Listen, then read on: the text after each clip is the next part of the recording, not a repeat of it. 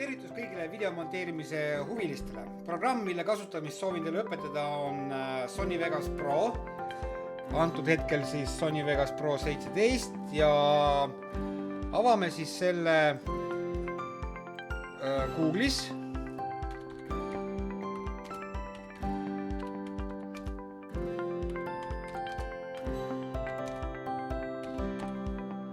Sony Vegas Pro 17 download. Vaatame, mis siin on. Nii, ehk siis see näeb välja niimoodi see märk, eks. See märk näeb niimoodi välja ja hind on vastavalt kopsakas, aga eks igaüks vaatab ise, kuidas selle allalaadimisega hakkama saab ja kasutab, ma ei tea, sõbra programmi või mida iganes alguses õppimiseks või siis, eks igaüks teab, kuidas see asi käib, eks. Ja tahan öelda niimoodi, et sisuliselt on nii, et kui olete aru saanud ühest Sony Vegase toote kasutamise põhimõttest, siis on juba lihtsam toime tulla ka teise Sony Vegas programmide kasutamisega vanemate või uutemate versioonidega. Aga teeme niimoodi, et teeme siis ülevaate, mida Sony Vegas endast ette kujutab. Sony Vegas on siis sellise taustaga ja mina kasutan siis Pro 17. Mida ta endast siis ette kujutab see Sony Vegas? Aga vahemärkusena tahan öelda, et ärge siis unustage selle kanaliga, YouTube kanaliga liituda, tellida ja siis vajutada meeldimise või mittemeeldimise nupule ja kindlasti ka kommenteerida. See annaks meile indu juurde või siis annab nagu meile indu juurde jätkata või teha oma projekti. Niisiis on mõned põhiasjad, mida meie projekti loojad arvavad teadmiseks olema esmatähtis. Oletame, et olete vajutanud näiteks mingisugustele ristikestele siin näiteks, eks. Olete vajutanud ristikestele siin, eks. Mingisugused asjad on juhtunud, eks. Ja aknad on kinni läinud ning te ei leia, kuidas neid taastada ja olete valmis ohverdama seadistustega ja taastada siis tehase seadet. Kuna on äärmiselt keeruline tehnilist keelt tõlkida eesti keelde ja veel keerulisem on seda kasutada eesti keeles, siis mõningad terminid me küll tõlgime eesti keelde, kuid oleme siiski sunnitud kasutama neid inglise keeles. Millised seaded on siis esmatähtsad ja kus ja kuidas neid seadistada? Tutvustame teile alguses siis Sony Vegase põhifunktsioone. Sony Vegas samuti koos toimib paljude programmidega, näiteks Audacity, mille abil täiendavalt töödeldakse heli või siis Boris FX Continuum, kust saab erinevaid pluginaid. Tehnilises keeles tähendab plugin väiksemat arvutiprogrammi, mis täiustab teatud kasutavat programmi, andes põhiprogrammile võimekuse töötada kiiremini või rohkemate eriomadustega. Käime siis Sony Vegas 17 üle. Vahemärkusena ütlen, et arvestades millise sisuga filme on võimalik teha Sony Vegases, siis usun, et varsti leidub huvitavaid ja ambitsioonikaid inimesi, kes tõepoolest loovad erinevate žanritega filme ja tõstavad Eesti populaarsust maailma tasemel. Ärge unustage, et meie projekt hakkab looma ka õppevideosid, eestikeelseid õppevideosid Photoshopi kasutamiseks ja palju muud huvitavat. Mis on see põhiline põhjus, miks on vaja seadistusi? Käesoleval hetkel räägime seadistustest, millised on vaja tavakasutuseks, näiteks koduvideo korralikuks monteerimiseks või YouTube ülesseadmiseks või FB Facebooki lehe peapildi tegemiseks, ehk siis sellised lihtsamad versioonid. On kaks põhjust, millest üks on monteerimise ajal video ülevaatamise, hakkimise vältimiseks ja renderiks. Hakkimine, jätke see sõna meelde, hakkimine. Video monteerimise ajal on eriti närvesööv. Hakkimine tähendab olukorda, kus video selle monteerimise ajal, kui soovid vahest kontrollida, kas tegid mingit lõikamist või mingit funktsiooni kasutust õigesti, jääb video vahest seisma, aga see järjehoidja, mis siin on, eks, liigub siis edasi, aga video seisab ja siis hüppab üle, hakkab jälle tööle, et see on äärmiselt närvesööv.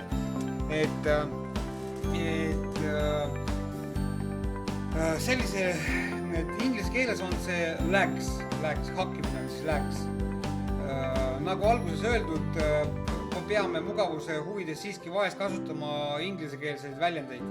Render on suht keeruline väljend just Vegase mõistes ja tähendaks see anda millegile mingi teatud uus seisund ehk siis anda videole uus seisund. Ma mõtlen, et see on siis monteerid mingisugust videot ja siis on kõik on monteeritud, heli on lisatud ja nüüd sa siis renderid, et anda sellele kõigele nagu uus seisund, et need lõikamiskohad ja kõik need oleksid nagu siis ühtne video.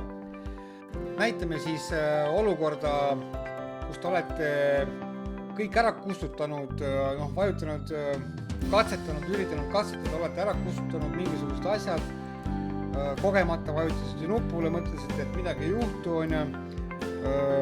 või katsetasite muud moodi ja nüüd hakkate vaatama, kus kohast ma neid asju siit taga otsin, eks kas toolsidest või siis insert või optionitest või üldiselt läheb päris keeruliseks, sest palju asju on ära kustutatud ja enam ei mäleta ka nagu, et kus kohas miski asi või mis asi üldse olema peab. Et siis et ristikestel on vajutatud ja kõik on kadunud. Vajad taastada siis vaikimise seadmed. Vahest on lihtsam ohverdada ja taastada tehase seadmed, kui hakata otsima neid taga, eks. Et antud hetkel siis minul on see ikoon siin, ehk siis te peate arvutis üles otsima oma ikooni, kus see ikoon on, aktiveerin selle ikooni ära, vajutan Ctrl-Shift ja vajutan 2 korda sellele ikoonile. Siis tekib selline aken, siin on kirjas Do you want to reset all Vegas Pro preferences to default values? Teete siia linnukese, delete all catches application data ja kui te nüüd vajutate yes, siis ta taastab tehase seaded. See võtab natukene rohkem aega, kui ta tavaliselt lahti tuleb. Ei ole palju rohkem, oluliselt võib-olla 15 sekundit rohkem. Pidage meeles, et kogu Sony Vegas peab kinni olema, ehk siis ei tohi olla ühtegi Sony Vegas projekti nagu kasutusel, et te peate kõik projektid kinni panema. Cancel. Ja nüüd saate siis uuesti tööd tegema hakata ja on sisuliselt seadmed taastatud ja rahumajas, ainult et nüüd peate uuesti seadistama. Kuna ma ei ole teid seadistama või lõpetanud, siis kohe näitan, mis on põhiseadistused. Nii, seadistuste uuendus tehtud ja siis hakkame seadistama niimoodi, et neid hakkimisi ja siis hakkimise vältimiseks ja siis renderiks. Et arvestada tuleb ka arvuti enda võimsust ja selles videos näitame peamisi asju. Parem on seadistused kohe ära teha, kui te töötate videot lihtsalt lõikamisega, siis teil tõenäoliselt mingid raskusi ei teki, aga kui te hakkate lisama mis tahes efekte või siis mingit muud helirada või mida iganes, siis kohe hakkab tekkima raskusi, hakkimisi näiteks ja siis render on liiga pikk ja siis tuleb render, lõpuks lõpp-produkt on väga halb ka hakkimistega, et vaatame, mis meil siin siis põhiasjad nendes seadistustes on. Hakkame pihta, siis on 2 varianti, kas me läheme sellest hammasrattast hakkame seadistama või siis sellest optionist. Et mina valin siis praegu optionist. Tähtsam seadistus on siis vajutame optionile, lähme siis preferences, siit valime video ja arvestades arvuti võimsust annab siis ta automaatselt välja vaikimisi mingisuguse summa, kuidas ta töötleb, kui võimsalt arvuti töötleb seda, kui võimsalt suudab töödelda. Et see tuleb nulli panna siit, see 200 minul tuleb panna nulli, niimoodi. Siis see GPU Acceleration of Video Processing, siin ta vaikimisi paneb samamoodi Optimal Intel R Corporation Intel R HD Graphic 5500, aga see pannakse soovituslikult ikka nulli. niimoodi, mis meil siin veel on. Siin iseenesest midagi muud ei ole. Vabadust, paneme siin ikkagi, teeme uuesti. Preferences, video, 0 on olemas, off on olemas, siis off on olemas, paneme apply kõigepealt ja nüüd siis paneme OK. Niimoodi. Ma pean ühte asja veel näitama. Lähme tagasi uuesti optionisse. Kui me vajutame siit option, siis nii-öelda salajane menüü, ehk siis vajutame alla shift ja vajutame uuesti preferences. Ja nüüd siin tekkis see internal. Lähme korraks tagasi ja vaatame, kui me seda shift ei vajuta. Lähme options, lähme uuesti preferences. Siin seda nurgas internalit ei ole, näete. Vahet ei ole, kuhu sa vajutad videosse või preview device või videosse uuesti tagasi. Siin seda internalit ei ole.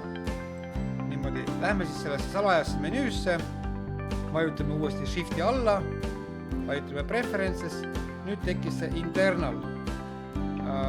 Klikime siia internalile ja kirjutame siis siia multistream.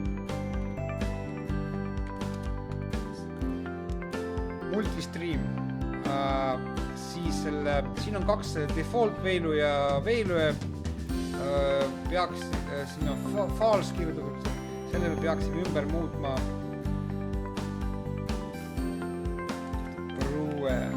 true. Niimoodi.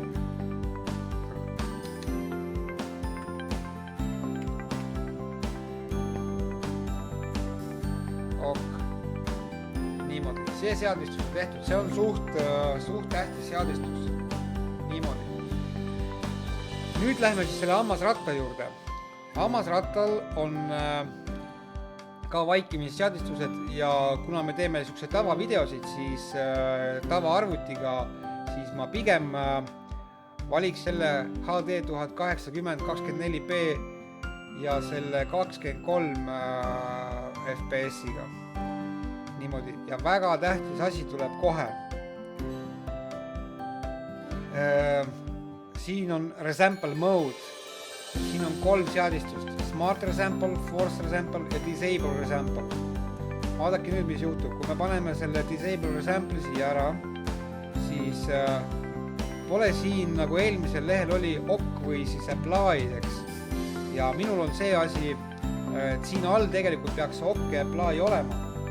Ja ma lähen nüüd teise ekraani peale üle. Ja minul on see asi, et see ekraan on natukene väike. Sellepärast seda OK ja apply ja cancel seal all näha ei ole. Ja viisin teise ekraani peale ära ja siin on nagu suurem ja siin ma saan siis nagu selle apply ära vajutada ja siis võtame OK. Ja nüüd on veel üks asi.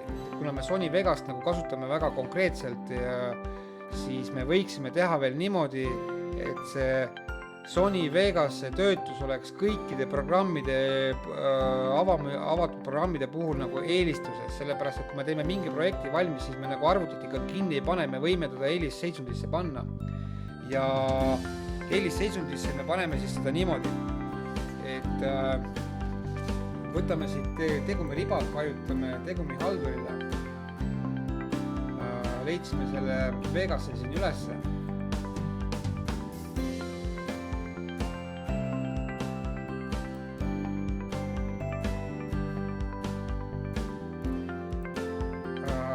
Võtame ava üksik asjad, võtame siit uuesti selle Vegasse ja seame tähtsuse ja selle tähtsuse paneme kõrgeks ja muudame prioriteeti. Ehk siis nüüd, kui see Sony Vegas töötab, siis ta prioriteetselt töötab Sony Vegase töötaja siis nagu selle video töötlemise jaoks. Ja veel on tähtis asi, oleneb mis kvaliteeti te tahate, eks siis preview, selle video preview kohta. Et alguses pole nagu vaja, aga kui ta tõsiselt hakkab hakkima või siis seda lagsima või siis on võimalik siin valida nagu preview, good, best, eks mina valin tavaliselt best ja full, eks niimoodi. Ja nüüd siis on Sony Vegas seadistatud ja tõmbame siis vaatamiseks või siis edasiseks sammudeks tõmbame siis ühe video. Ühe video saab panna siis nagu siia töölauale või saab tõmmata otse siia. Et meie otse siia, siis tekib kohe kaks tracki, siis 2 rada. Eks tõmbame kõigepealt siia ära. Tavaliselt visatakse, kõik materjalid visatakse siia selle töölauale. Siis ta siin all, ta näitab seda laadimist, eks. Nüüd ta siin laeb selle ülesse ja siis me saame siit tõmmata selle töötlemiseks siia nendele radadele. Ta küsib, et kas te tahate nende samade seadistustega, mis te seadistate, tahate kasutada neid seadistusi, vajutate yes ja nüüd on teil olemas 2 rada. Ja siit algabki töötlus.